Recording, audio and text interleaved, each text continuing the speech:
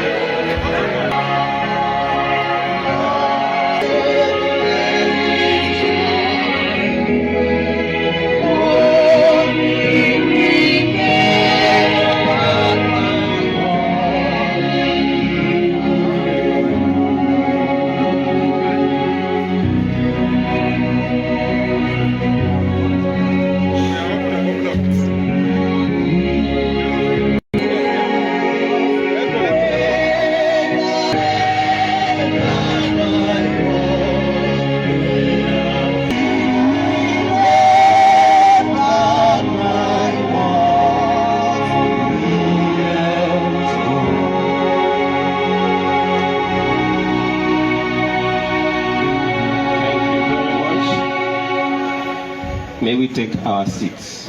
I am confident that by now you should know why this video is trending everywhere, because it is trending across all social media platforms across the nation. Many are not happy that Fubara and his godfather Wike has reconciled, and the reconciliation seems to be yielding positively.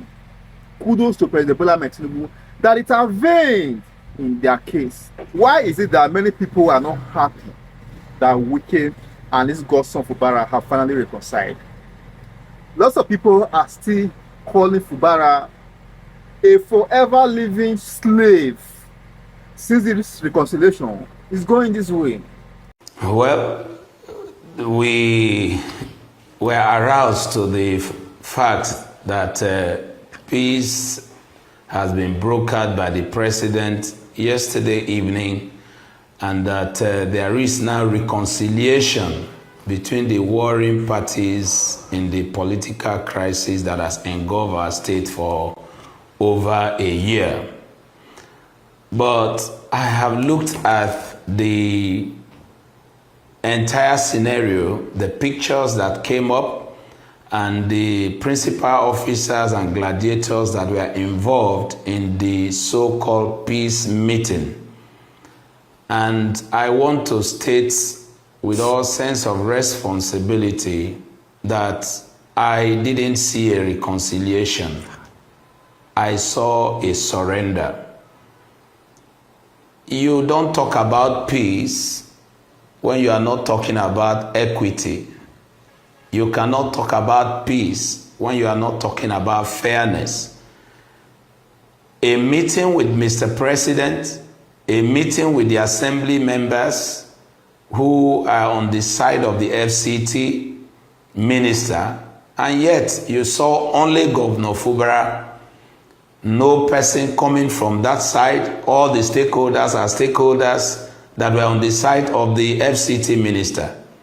And so the conclusion is that Fubara went as a man.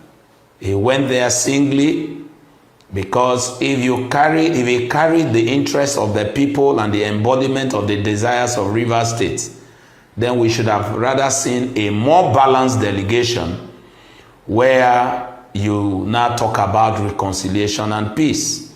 And so I believe that was a surrender and not a reconciliation. Looking at what has happened before, of course, the president couldn't again broker a lasting peace deal in the first instance of meeting with them, because this peace was not also anchored on fairness. until there is equality, until there is justice, sustainable and lasting peace cannot be said to have been achieved. And that's exactly the issue here. Because first of all, what was the reason for this war? What was the reason for the disagreement? It was about managing the state politically and economically. Governor Fubara has voiced this in so many places. It was about pushing a man to kowtow to the desire of a single person. And today, if all that is in the reconciliation is for everyone to go back and bow before the same man, and then it means we have returned to status quo. And so that cannot bring peace. Rivers State is a whole bunch of people with various desires and inclinations. And if you want to bring peace to such a family, every person's interest must be taken into account. They think and they believe that Wike that like we've seen over time, we continue to reign supreme over Fubara.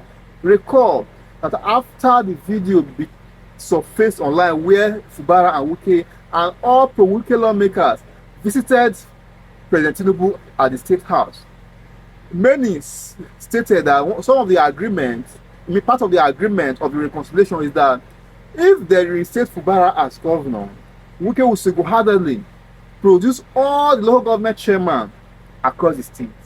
And not just that, he will be the one overseeing and directing Fubara on what to do and what not to do.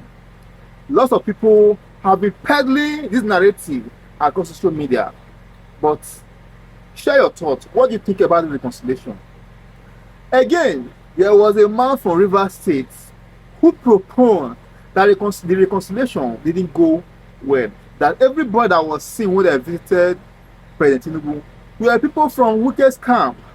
He questioned extensively why nobody from Fubara's camp was seen in that meeting.